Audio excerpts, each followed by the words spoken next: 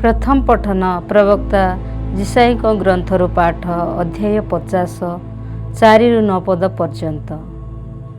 लज्जारू एबे छेप पकाइबारु मु मोहर मुख लुचाइबी नाही। प्रभु मते शिष्यर जिह्वा प्रदान कले, जेपरि श्रांत क्लांत को आश्वासन देई पारिबी।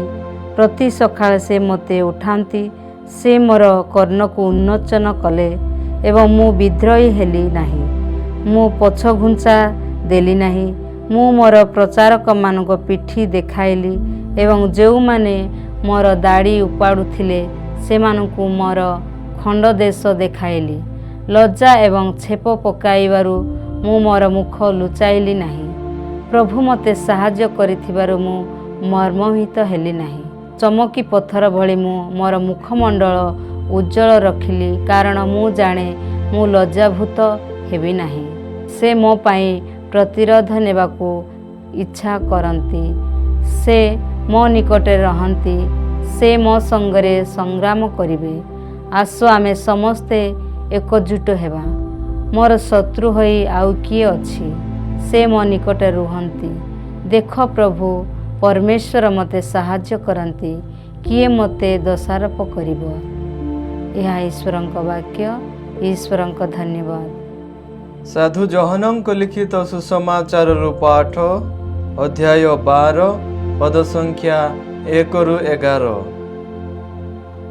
निस्तार पर्वर 6 दिन पूर्वे जीसु बेथानिस्थ लाजारंक गृह को आसिले, जहाकू से मृत्युरु उत्थित करिथिले। सेठारे जीसुंक पाई गोटे भोजीर आयोजन करा जायथिला। जीसुंक सहित अन्य लोकमानंक मध्यरे लाजार भोजीरे बसिथिले ओ मार्था खाद्य परिवेषण करुथिले। सेतेबेले मारिया प्राय 1/2 लिटर बहुमूल्य सुगंधी जटा मांसी तैल आनी जीसुंक पादरे ढाली देले एवं निज केशरे पाद पोछि देले। तैलर सुगंधरे गृहटी महकी उठिला।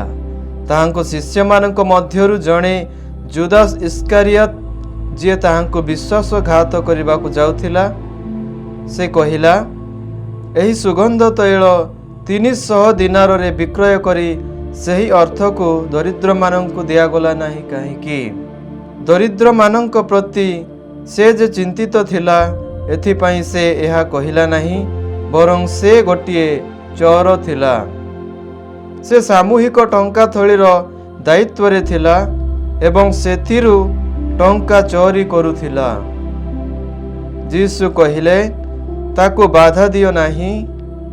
से एहा क्रय कला, जेपरि से मोर शव सत्कार दिन पाई ताहा रखी पारिबो। दरिद्र माने तुम्भमानंक मध्यरे सर्वदा थिबे, किंतु मु तुम्भमानंक पाखे सर्वदा नथिबी। इति मध्यरे बहु संख्यक यहूदी माने जेतेबेले जानि पारिले जे जीसु सेठारे अछंती, सेमाने केवल जीसुंकु देखिबा पाई नुहे, किंतु लाजारंकु मध्य देखिबा पाई सेठाकु गले, कारण जीसु तांकु मृतमानंक मध्यरु जीवित करिथिले।